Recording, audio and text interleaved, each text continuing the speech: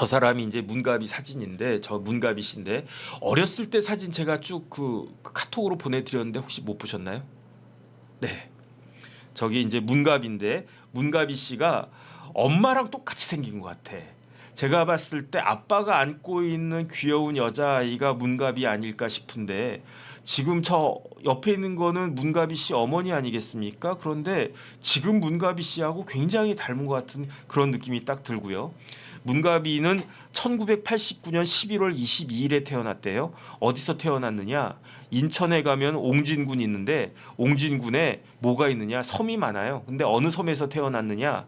덕적도에서 태어났대요. 그러니까 문가비 씨는 섬마을 처녀인 거지. 섬 사람이에요. 그런데 문가비 씨가 그 시그니처 같은 사진 이렇게 막 까맣게가 좀 무섭게 나오면 저는 무섭던데 그게 아주 문가비를 대표하는 그 사진이래요. 혹시 있으면 좀 저기 띄워봐 주세요. 제가 보내드린 것 중에 있을 텐데 아 저게 문가비인데 문가비 씨가 성형하기 전이었대요. 저거는 시크한 아주 매력이 있는 그런 사진이었던 것 같고 그 다음 사진 저것도 다 저기가 덕적도인가? 잘 모르겠어요. 제가 덕적도는 안 가봤는데 어쨌든 문가비 씨는 그 섬마을 처녀예요. 그 다음에 저기 다 이제 저런 얼굴이 오른쪽 얼굴이 약간 성형해서 왼쪽으로 된 거다. 그 다음에 그냥 순서대로 쭉 보내드린 것대로 제가 그 어쨌든 그 시그니처 같은 사진이 있었는데 그거는 뭐 이렇게 그 알아서 그냥 각자 찾아보세요. 그런데 이 문가비 씨가 덕적도에서 그러니까 섬 그 덕적도에서 초등학교 중학교를 마치고 그 다음에 인천 예고를 중퇴를 했대요. 인천 예고에서 무용과를 다니다가 중퇴를 했는데 왜 무용과를 다녔느냐? 어렸을 때부터 무용을 했대. 그 다음에 14살 때부터 이건 저 반성해야 되는데 14살 때부터는요 자기 전에 매일 2시간씩 운동을 했대요. 문가비 키가 170cm인데 몸무게는 45kg래. 와 이게 가능한 건가? 키는 저랑 비슷해요. 제가 문가비보다 조금 더 크긴 한데 그래도 몸무게는 45kg 그러면 곱하기 2한 것보다는 제가 조금 덜 나가긴 하는데 야 키는 비슷한데 몸무게는 거의 저보다 절반 가까이밖에 안 나간다. 왜 그러느냐? 이 자기 전에 매일 2시간씩 운동을 했다 한대요.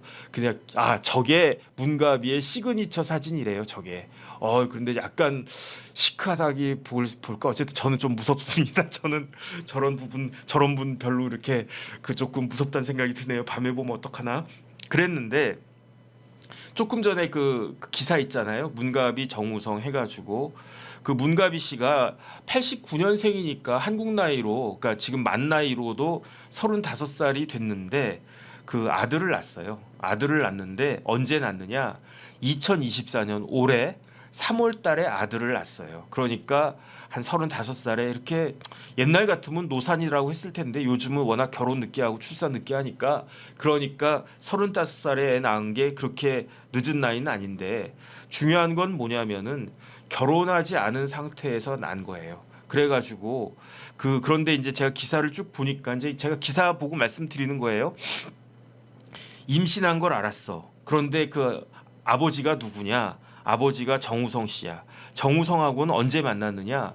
2022년도에 첫 만남을 했대요. 2022년도에 근데 사실은 문가비 씨가 그렇게 유명한 사람인 줄 몰랐어. 저는 이 일이 터지기 전에는요. 문가비 씨를 몰랐거든요. 근데 어쨌든 뭐 모델도 하고 그러니까 나름 그 뭐 연예계에서는 이름이 있는 사람이었겠죠. 그래서 누군가 소개를 갖다가 했는지 아니면 정우성이 DM을 보냈는지 어쨌든 첫 만남은 2022년이었다. 그래서 이렇게 몇 번 만나다가 작년 6월에 임신을 했대요.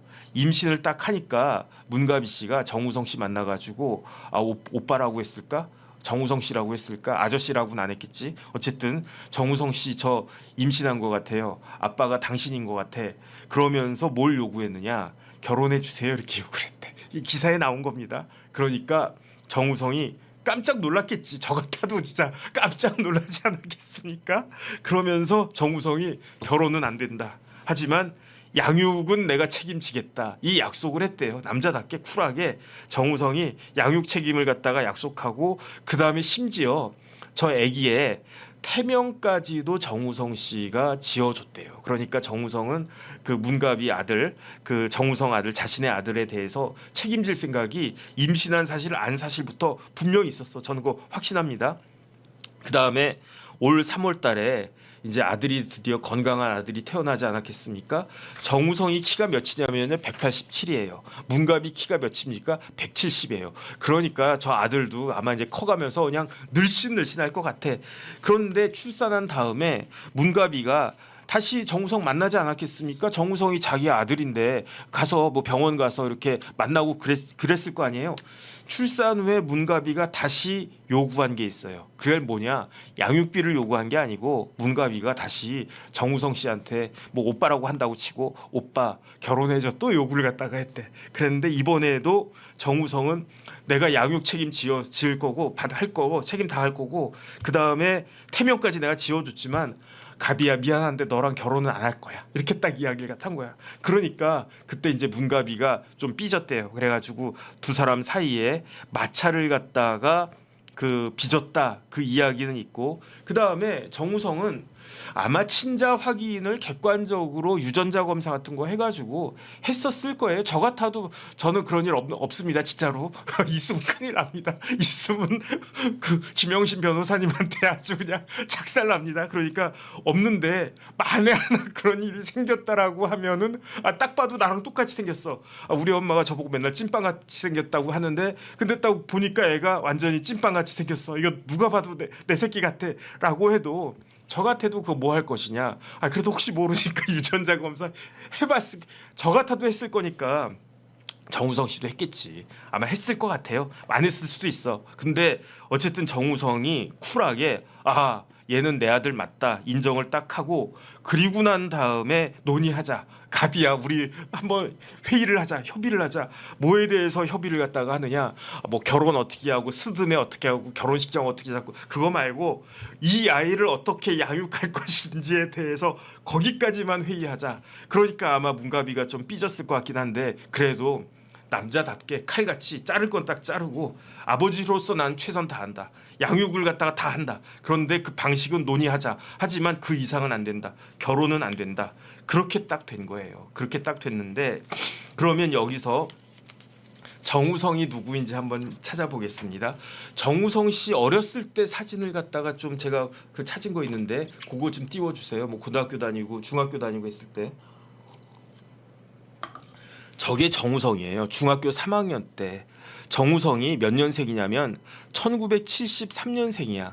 1973년에 태어난 사람 누구 있습니까? 정우성의 절친이 누굽니까? 바로 이정재. 그러면 이정재랑 친한 정치인이 누굽니까? 현대고등학교 동기. 그 사람이 바로 한동훈. 그러니까 한동훈, 이정재, 정우성. 73년에 조금 잘생긴 애들이 많이 태어난 것 같아요. 어쨌든 73년생인데 중학교 3학년 때 정우성이 딱 봐도 야 저게 중학생이냐 대학생이라고 해도 믿겠다 싶지 않습니까? 정우성 키가요 187이라고 제가 말씀드렸잖아요. 187이면 무지무지하게 큰 키 아닙니까? 저보다 한 15cm 정도 더 큰 키니까 중학교 때도 저보다 더 컸을 것 같아. 그런데 어디서 태어났느냐? 사당동에서 태어났어요.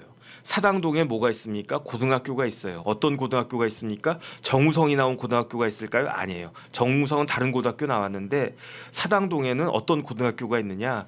제가 나온 고등학교가 있어요. 제 모교 대경문고등학교가 사당동에 있는데 그래서 제가 사당동에서 살았던 애들을 제 친구들 중에 무지무지하게 많이 있고요. 아직도 사당동에 사는 친구들 많이 있고요. 얼마 전에 제가 페이스북에 그 저희 동기들 몇 명 모인 거 사진 올렸는데 그 중에 사당동 아직까지도 사당동 사는 놈들이 되게 많거든요. 그런데 사당동이 어떤 곳이었느냐?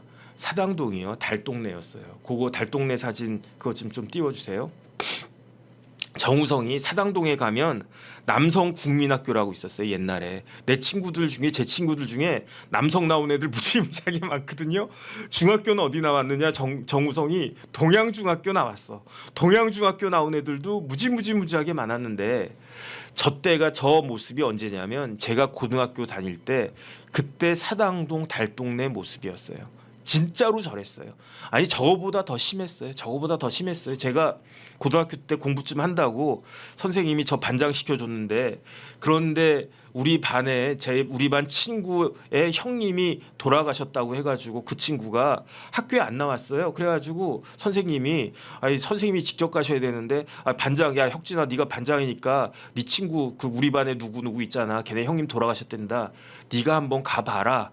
그래가지고 제가 그 사당동 달동네를 그때 처음 가봤거든요. 고등학교 때 우리 학교 바로 옆에 저 달동네가 있었는데 제가 뭐 굳이 달동네까지 갈 일은 없었잖아요. 그래도 저는 아파트 살았으니까 아파트 살았었는데 그래가지고 그 친구 집 찾아가지고 이렇게 쭉 올라가는데 정말 깜짝 놀랐어요. 저거보다도 저 사진보다도 더 심한 그러한 그 상태로 사람들이 살고 있구나. 야, 우리나라가 이렇게 사는 나라구나. 제가 그때 그 충격을 갖다가 받았는데 그런데 정우성이 겉으로 보기에는 정우성이 강남에서 뭐 압구정동에서 뭐 지금이야 뭐 그런가 어쨌든 제가 뭐 강북이나 지방에서 뭐 충청도에서 올라온 사람 같이 생겼지 정우성은 누가 봐도 늘씬하게 뭐 진짜 뭐 그 압구정동 막 이런 데서 살던 사람 같이 보이지 않습니까? 그런데 그 정우성이 어떤 데 살았느냐? 저기 살았대요.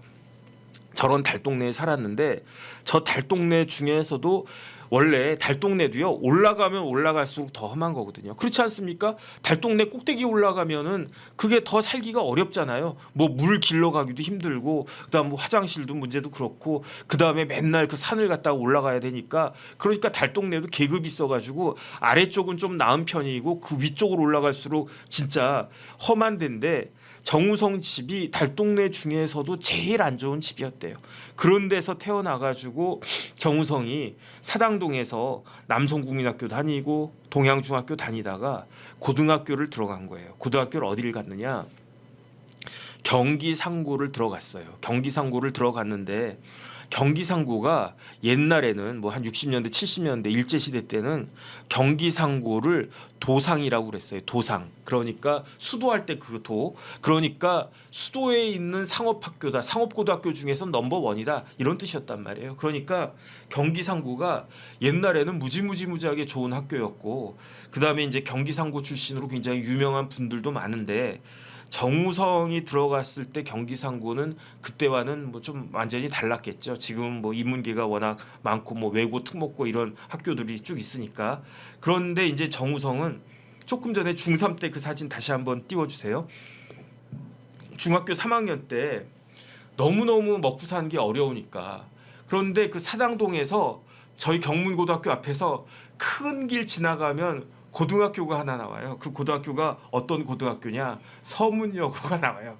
서문여고는 8학군이고요. 경문고등학교는 9학군이거든요. 서문여고에는 뭐 방배동, 반포 이런 데 사는 애들이 많고 경문고등학교에는 뭐 방배동 살고 반포 사는 애들도 있지만 사당동 사는 애들도 많고 그래가지고 서문여고가 우리 대경문고등학교를 건방지게 조금 무시하는 경향이 없지 않아 있었어. 인정합니다. 근데 정우성 중학교 3학년 정우성이 서문여고 앞에 햄버거 원래 이제 저도 거의 많이 갔었는데 그냥 얼쩡얼쩡 많이 거렸는데 서문여고에 또 이쁜 여학생들도 많고 그랬거든요. 그래가지고 제가 서문여고 자주 갔었어요. 이거는 우리 집사람 알면 안 되는데 서문여고 앞에 가면 뭐가 있느냐? 뭐 미소의 집 뭐 이런 거 있지 않습니까? 떡볶이 파는데 그런데 정우성은 서문여고 앞에 햄버거 집에서 알바를 했는데 잘생겼다고 인기가 무지하게 높아가지고요 사장이 시급도 올려줄 정도로 야 너 때문에 장사 잘 된다 해가지고 조금 더 두둑하게 돈을 갖다가 올려줄 정도로 정우성이 알바를 잘했다. 그런데 조금 전에 문가비는 어디 나왔다고 그랬습니까? 인천 예고를 중퇴했다고 그랬잖아요. 정우성도 경기 상고를 중퇴했어요. 고등학교 1학년 때. 왜냐하면 아유 뭐 공부해봤자 이거 뭐 별거 없겠다. 그 힘들다. 그런 생각을 갖다 했을 거고 그다음에 이제 알바나 하면서 좀 뭐 그렇게 어떻게 살아야 될지 생각해 봐야 되겠다. 그러고 있는데 아마 캐스팅이 된 것 같아요. 그래서 여기저기 뭐 모델 해라 뭐 해라 키가 187이니까 그러니까 뭐 그러다 보니까 아유 내가 뭐 경기 상고 나와서 뭐 은행원 할 것도 아니고 그냥 나는 그냥 그 이쪽 길로 가보자. 그냥 그 마음 몸과 마음이 끌리는 대로 살자 해가지고 캐스팅 돼가지고 그러다 보니까 학교도 뭐 자꾸 빠지게 되고 에이, 더 이상 다니기 싫다 해가지고 경기상고를 중퇴를 하고 경기상고를 중퇴하니까 지금은 그런 게 없었을 거예요. 그런데 저희 때만 해도 1년에 몇 명 태어났습니까? 100만 명 태어났어요. 정우성이 73년생이니까 이때까지만 해도 1년에 한 100만 명 태어났을 거예요. 그러면 100만 명 중에 절반이 남자라고 치면 남자가 50만 명이었을 거 아니겠습니까? 그러면 군대 몇 명이 갑니까? 우리 때 60만 대군이라고 그랬는데 그 우리 때는 군대를 3년 가까이 갔었단 말이에요. 3년. 그러면은 150만 명이 60만 명만 채우면 되는 거니까 그러니까 저 같은 사람도 방위로 빠지고 그다음에 그때는 학령 미달은 현역을 못 갔어요. 학령 미달은 방위로 많이 왔어. 그래가지고 제가 방위를 딱 갔더니 신체가 건장하고 막 키도 막 180이고 운동도 빵빵하게 잘하는 사람들이 방위로 있는 거야. 그래가지고 제가 저 사람들은 어떻게 방위로 왔지? 몸 완전히 건전하고 막 뭐 나같이 부실하지도 않은데 알고 봤더니 학령 미달이야. 고등학교 중퇴하고 저희 때는 뭐 천호동 이런 데서 많이 왔거든요. 저희 그 방위로 거기에 뭐 이렇게 나이트클럽 기도하다가 온 사람들 막 그런 사람들 있었는데 저런 사람들이 어떻게 방위냐 봤더니 알고 봤더니 학령 미달이었다. 그래가지고 야 우리 방위는 진짜 이런 애들이 있기 때문에 전투력 현역 못지않게 짱짱하다 나름대로 자부심 가졌었는데 정우성 씨도 이렇게 고등학교를 졸업하지 못했기 때문에 전시 근로역으로 군 복무를 마치고 그리고 나서 영화 데뷔를 했는데 그게 뭐냐면 1994년 바야흐로 정우성이 갓 21살 때 구미호라고 하는 영화를 통해서 데뷔해요. 구미호 포스터 잠깐 띄워주세요. 저는 구미호에 정우성 나왔는지 모르겠어. 그런데 구미호에 누가 나왔는지를 아느냐? 고소영 나온 거는 알아.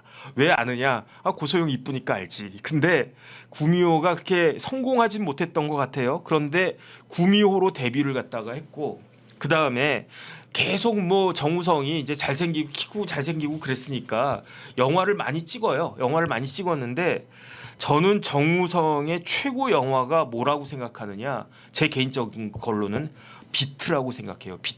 비트 한 번만 딱 띄워주세요. 제가 저 비트를 딱 보고 감명을 받았어요. 저 비트가 97년도에 제가 만 30살일 때 저 비트가 딱 나왔는데 그때 제가 사법시험 2차 떨어지고 참 진짜 인생 깝깝하다 막 그러고 있는데 비트가 딱 나와가지고 제가 저걸 딱 봤는데 너무너무 좋았어요. 저는 특히 정우성이 오토바이 타고 막 이러고 가는 씬이 있었거든요. 그 씬을 보면서 저도 마치 내가 오토바이를 타고 있는 듯한 그런 느낌을 갖다 딱 받았는데 어쨌든 저는 정우성의 최고 영화가 비트라고 생각을 합니다. 그 다음에 2023년 작년에 대히트한 영화가 있었어요. 그게 뭐냐면 서울의 봄이야. 서울의 봄에 저도 저 서울의 봄 봤어요. 서울의 봄 쫙 봤는데 뭐 저는 역사가 조금 왜곡이 된 거 아닌가 전 그 생각을 갖다가 하는데 저기서 나름 뭐 의로운 사람 저 위에 있는 황정민은 전두환 역할을 갖다가 한 거고 저 밑에 있는 그 누구야 정우성은 누구 역할을 갖다가 한 거지 그 누구지 그분 이름 장태환 역할을 갖다가 한 거죠. 장태환 씨보다는 훨씬 더 잘생긴 사람을 장태환 역할을 맡췄네. 뭐 전두환 대통령하고는 좀 안 닮은 것 같은 그런 생각이 들고 어쨌든 그 영화를 갖다가 딱 찍었고 그리고 난 다음에 그런데 저 지금 제가 말씀을 드리겠습니다. 제가 본 영화 중에 정우성 영화 중에 제일 좋아하는 영화는 비트. 가장 최근에 대성공한 영화는 서울의 봄. 하지만 정우성 하면 모든 사람들이 생각한 영화는 뭐다? 그거는 아수라다. 아수라가 언제 나왔습니까? 2016년도에 나왔었어요. 아수라가 2016년도에 나왔는데 참 저 아수라는 배경이 어디입니까? 안남시예요. 안남시는 뭡니까? 지금 계양구의 옛날 이름이 안남이래. 그래가지고 저 안남시의 시장으로 나온 사람도 황정민인데 그 아수라의 황정민 시장을 연상케 하는 사람이 있어요. 뭐 누구라고 말은 안 하겠습니다. 그다음 딱 넘겨주세요. 그 아수라 관련해 가지고 쭉쭉쭉 저런 뭐 다 기억하실 겁니다. 전 2번인가 봤어요. 근데 정우성 씨 이렇게 저기서 연기 잘 못했던 것 같아. 아 저렇게 막 끝은 아주 그냥 처참하게 그렇게 끝나고 저 아수라에서 뭐 그 황정민 시장 비서실장이 뭐 갑자기 의문사 당하고 뭐 그런 것도 막 나오고 참 희한해요. 그 다음에 거기 뭐 좀 그 화환 조화가 막 걸렸는데 거기 그 조화 걸린 것도 또 뭐 의미가 있다 뭐 그런 이야기도 있고 뭐 더 이상 그 이야기는 할 필요가 없는 것 같은데 황정민 하면 지금 어쨌든 저기 정우성 하면 제일 많이 사람들이 생각하는 영화가 아수라 아닐까 그런 생각이 듭니다. 다시 본론으로 돌아와가지고 정우성과 문가비는 한 아이의 아버지가 됐어요. 한 아이의 아버지가 돼가지고 어쨌든 축하드립니다. 뭐 부모님이 되셨으니까 대를 이을 자식이 생겼으니까 굉장히 뭐 좋은 일인 거죠. 더군다나 우리나라 지금 인구가 줄어들고 있다라고 하는데 이럴 때 아이를 갖다가 숨뿡숨뿡 많이 낳는 거 괜찮을 것 같습니다. 결혼하고 애를 낳았으면 더 좋았을 것 같아요. 그 정우성과 문가비가 서로 사랑해가지고 결혼하고 그래서 애를 낳았다. 그럼 얼마나 좋았을까 그런 생각이 드는데 뭐 좋아했으니까 서로 뭐 이렇게 같이 관계도 맺고 그랬겠죠. 뭐 그런데 좋아는 하는데 결혼할 정도까지는 아니다. 뭐 이런 거 아닌가? 그다음에 사람 마음 바뀔 수 있어요. 그래서 저는 정우성 씨가 문가비하고 결혼할 수도 있지 않을까 뭐 그 생각을 갖다가 하는데 왜냐면 애가 커 나가는 것 같다 쭉쭉쭉 보면서 중요한 건 뭐냐면은 애가 태어났는데 그 애에 대해서 책임을 져야 됩니다. 누가 책임을 져야 됩니까? 어른들이 특히 부모가 책임을 져야 되는 거예요. 그래서 민법을 갖다가 한번 보겠습니다. 민법 조항 좀 띄워주세요. 837조. 그 양육비 관련해 가지고는요 어디에 규정이 있냐면 그 837조에 있는데 뭐에 관해서 규정이 있냐면 이혼과 관련해서 그 규정이 있는 거예요. 그래서 부부가 살다가 이혼했는데 미성년 자녀가 있으면 양육해야 되지 않습니까? 그런데 그 양육비는 어떻게 지급해야 되느냐? 맨 위에 1항에 보면은 협의에 의해서 정한다 이렇게 돼 있어요. 협의에 의해서. 그 다음에 협의는 이러이러한 상황, 양육 누가 그 키울 건가, 양육비는 누가 부담할 것인가, 그 다음에 안 키우는 사람 면접 교섭 어떻게 해야 될 것인가, 이거는 협의해서 정해야 되는데 협의가 이루어지지 않으면 가정법원에서 그냥 결정한다. 이 규정이 837조에 있고요. 855조를 844조 혹시 844조를 갖다가 찾아주세요. 남편의 친생자 추정. 그러니까 결혼한 상태에서 와이프가 출생하면 그거는 남편의 자녀로 추정한다. 뭐 와이프가 요즘은 뭐 바람핀 경우도 있으니까 남편의 아이가 아닐 수도 있어요. 하지만은 부부 사이에서 결혼 혼인 중에 애가 태어나면 그건 당연히 남편의 자녀로 추정한다. 이렇게 되어 있는데 855조 띄워주세요. 855조에 어떻게 되어 있느냐? 정우성 씨 같은 경우에는 문가비하고 혼인 상태가 아니잖아요. 혼인 상태가 아니니까 그 문가비가 낳은 그 아들이 정우성의 아들로 추정이 되지가 않아요. 남편이 아니니까. 그런데 정우성은 어떻게 했느냐? 인지를 한 거예요. 혼인 외 출생자. 저 아들은 좀 안타깝지만 혼인 외 출생자입니다. 혼인 외 출생자는 그 생부나 생모가 인지할 수 있다. 그런데 그러니까 인지할 수 있다는 이야기예요. 그런데 정우성이 그 아들을 인지하는 순간 어떤 책임이 들어가느냐, 발생하느냐, 864조의 2를 좀 띄워주세요. 864조의 2 조금만 올려주세요. 네, 그 인지를 갖다가 한 경우에는 837조의 책임이 발생한다. 인지한 사람은 837조 책임이 발생하는데 그 책임이 뭐냐? 양육 책임이란 거예요. 그러니까 정우성 씨는 둘 중에 하나를 선택할 수가 있어요. 첫 번째는 내가 직접 키우겠다. 내가 키우는 게 낫겠다 싶으면은 내가 키우겠다라고 선언할 수 있고, 두 번째는 그래도 엄마가 키우는 게 낫지. 그러면은 무슨 책임을 갖다가 져야 되느냐? 양육비를 부담해야 된다. 어느 걸 선택할지는 아직은 잘 모르겠어요. 그런데 양육비는 어떻게 하는 겁니까? 어떻게 양육비를 갖다가 부담하느냐? 첫 번째 아까 제가 보여드린 게 837조였는데 첫 번째 뭐 한다고 그랬습니까? 협의한다고 그랬어요. 그런데 만약에 협의가 이루어지지 않을 경우에는 가정법원이 정한다고 그랬잖아요. 그러면 가정법원이 정하는 기준이 있어요. 그 기준표 좀 띄워주세요. 이건데 이게 올해 이게 매년 조금씩 올라갑니다.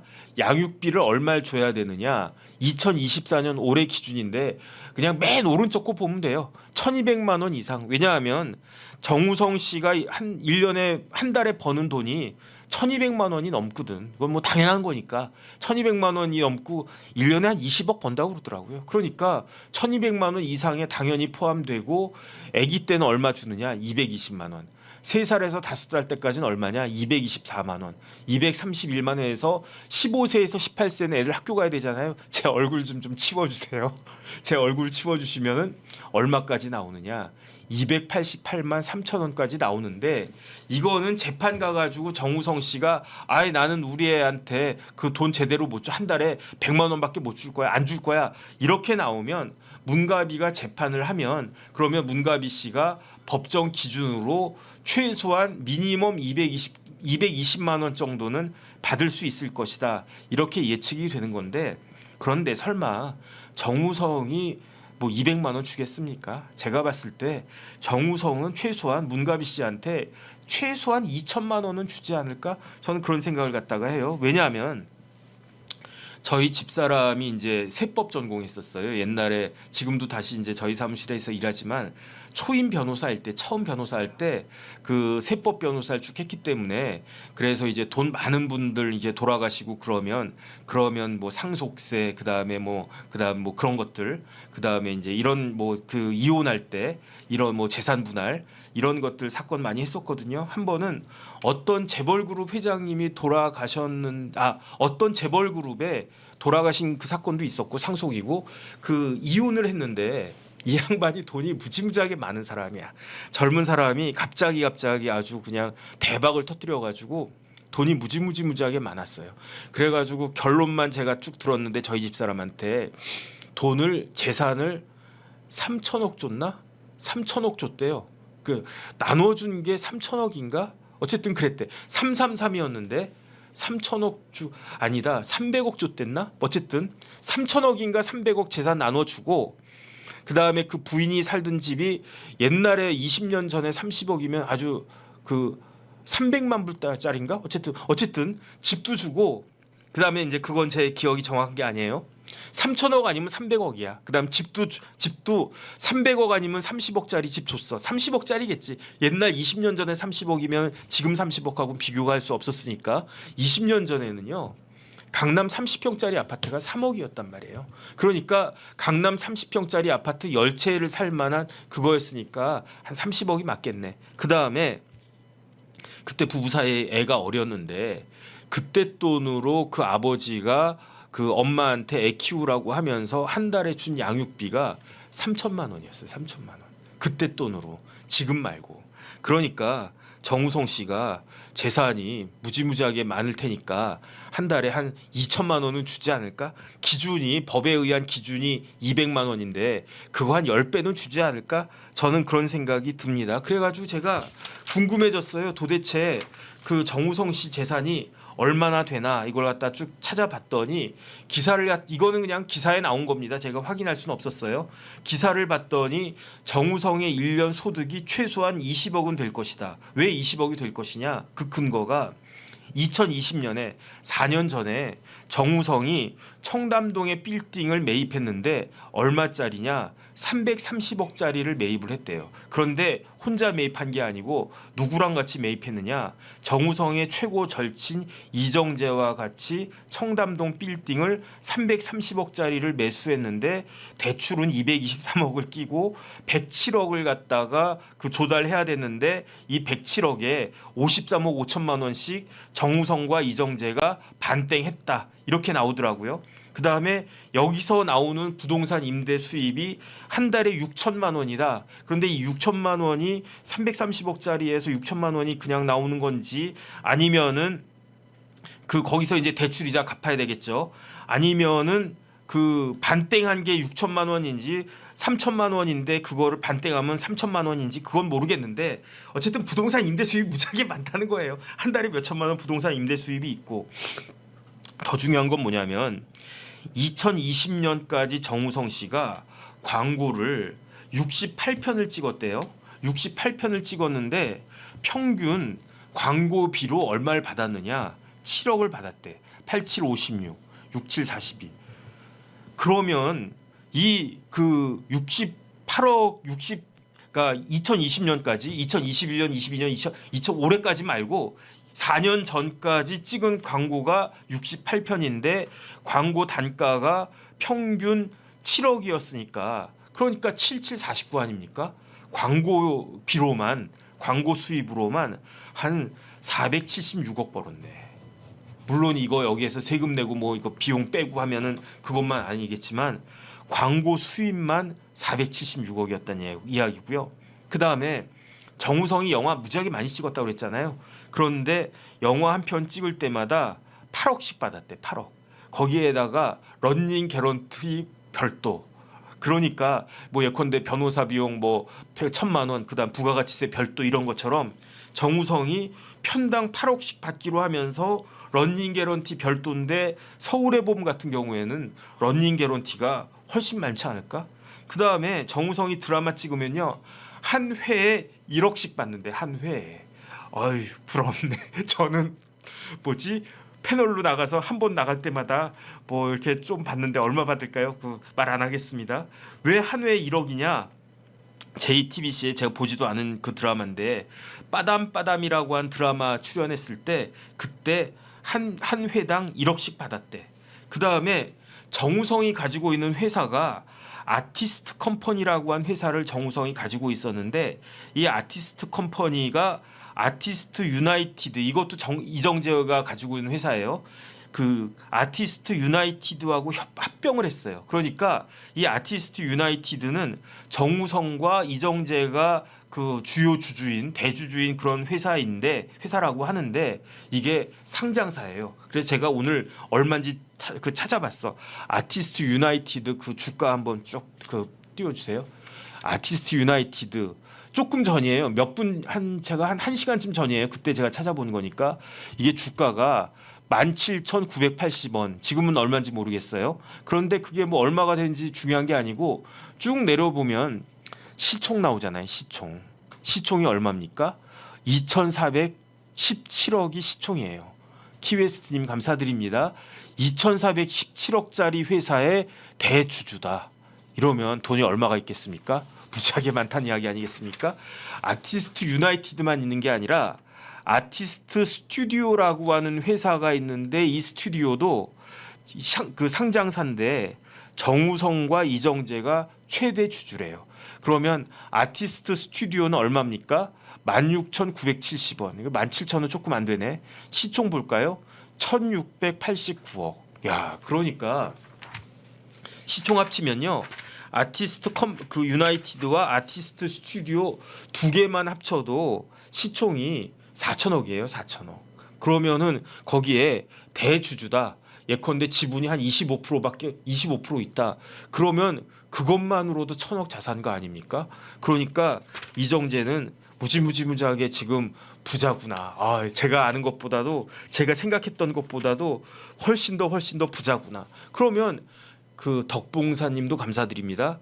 이렇게 어마어마하게 부자인데 한 달에 2천만 원 뭐 껌값 아닐까? 그러면 문가비 씨는 제 생각에 정우성 씨로부터 한 달에 최소한 2천만 원 이상씩은 양육비로 받아가지고 정우성 아들답게 키워야지. 정우성 아들이 한 달에 양육비 한 200만 원 받고 그렇게 이렇게 그 크면 되겠습니까? 물론 200만 원도 작은 돈 아니고요. 월급 200만 원 안 되는 월급이 그래도 지금 최저시급이 200만 원 되겠지. 그래서 200만 원 그 받고 열심히 일하는 분들도 많이 있을 텐데 200만 원이 작은 돈은 아니지만 그래도 아버지가 1,000억 재산가인데 그런데 그 양육비가 그 키우려면 그 부자 아들 같이 크려면 한 달에 한 2천만 원, 3천만 원은 그 있어야 되지 않나? 제 개인적인 생각은 그렇습니다.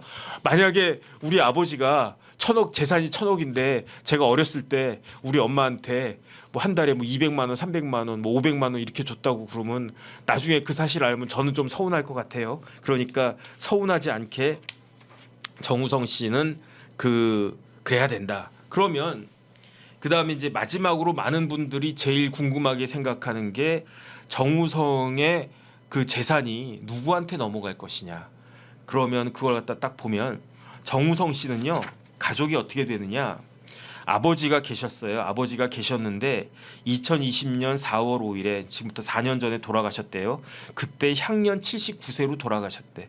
그러니까 아버지가 한 41년생쯤 되나 봐. 그다음에 엄마가 있고 어머니가 있으니까 어머니는 뭐 한 5년 정도에서 플러스 마이너스 그 정도 되시지 않을까 저는 추측이 됩니다. 그럼 어머니도 지금 한 80 정도 되시지 않았나 생각이 들고요. 형이 64년생 형이 있으니까 9살 많아요. 그다음 또 누나도 있대. 그러니까 정우성은 이남 일녀의 막내인 것 같아. 그런데 뭐 이런 표현하기는 좀 그렇지만 갑자기 정우성 씨가 뭐 이렇게 사고를 당한다든지 그래서 세상을 뜨면 그 많은 재산 1,000억이 넘을 것으로 추정되는 저 정우성의 재산은 누가 가져가야 될 것이냐. 결론은 뭐냐면요. 일단은 법을 갖다가 띄워주세요. 그 천조를 띄워주세요. 민법 천조. 나무 위키 딱 나온 거 있단 말이에요. 그거 제가 천조하고 1003조 해놓은 거 있거든요. 그걸 좀 띄워주세요. 그 사진 보내드린. 자, 민법 천조를 보겠습니다. 상속에 있어서는 다음 순위로 그 상속이 된다. 1순위가 누구냐? 피상속인 돌아가신 분이에요. 돌아가신 분의 직계 피속, 애들을 말하는 거예요. 아들, 그 다음에 손자 이런 사람들이 1순위예요. 1순위. 그 다음에 2순위는 누구냐? 피상속인의 직계 존속. 만약에 정우성 씨가 뭐 이렇게 뭐 문제가 생겼다. 그러면 어머니는 아직 계시니까 어머니가 2순위가 되는 거예요. 그 다음에 3순위는 누구냐? 형도 있고 누나도 있고 그랬잖아요. 그러니까 3순위가 형이다. 이렇게 딱 되는 거고 그 다음에 배우자는 딱 따로 빼놨어. 그래서 피상속인의 배우자는 제1000조 제1항 1호와 2호의 규정에 의한 상속인이 있는 경우에는 그 상속인과 동순위로 공동상속인이 된다. 이렇게 되는 거예요. 그러니까 만약에 문가비 씨가 그 정우성 씨하고 결혼하면 그 문제가 생겼을 때 아들하고 문가비가 1순위로 상속인이 되는 거예요. 그 다음에 만약에 아들이 없거나 뭐 아들도 문제가 생겼다. 그런 경우에는 그 정우성 씨 어머니와 그 공동 상속인이 되는 거야. 그런데 지금 상황에서는 어떤 상황이 되느냐? 지금 상황에서는요.